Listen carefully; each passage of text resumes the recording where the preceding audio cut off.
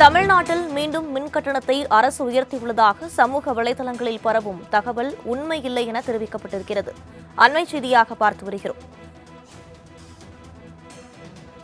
தமிழ்நாட்டில் மின் கட்டணம் உயர்வு இல்லை என தகவல் வெளியாகியிருக்கிறது. மின் கட்டணத்தை உயர்த்துவது குறித்து தமிழ்நாடு அரசு எந்த முடிவும் எடுக்கவில்லை எனவும் தெரிவிக்கப்பட்டிருக்கிறது. இது தொடர்பான கூடுதல் விவரங்களை வழங்குவதற்காக செய்தியாளர் நந்தினி இணைப்பில் இருக்கிறார். வணக்கம் நந்தினி, விவரங்களை பதிவு பண்ணலாம். வணக்கம். ஜூலை 1ஆம் தேதி முதல் மீண்டும் மின் கட்டணம் உயர்த்தப்படுவதாக தகவல் பரவிய நிலையில் அதற்கு தமிழ்நாடு அரசின் தரப்பில் தற்போது மறுப்பு தெரிவிக்கப்பட்டிருக்கிறது.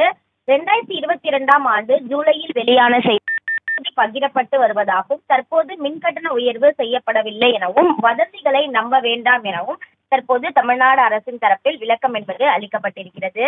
தமிழகத்தை பொறுத்தவரையில் 3 கோடிக்கும் அதிகமான மின் இணைப்புகள் இருக்கின்றன. இந்த இணைப்புகளுக்கான மின் விநியோகம் செய்வது முதல் மின் தொடர்பான பணிகள் அனைத்தையும் தமிழ்நாடு மின் உற்பத்தி மற்றும் பகிர்மான கழகம், தமிழ்நாடு மின் தொடரமைப்பு கழகம், மின்சார வாரியம் உள்ளிட்ட நிறுவனங்கள் மேற்கொண்டு வருகின்றன.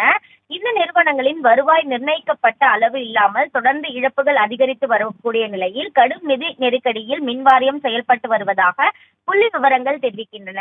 இதன் காரணமாக கடந்த 2022ஆம் ஆண்டு மின் கட்டணம் 30% அதிகமாக உயர்த்தப்பட்டது.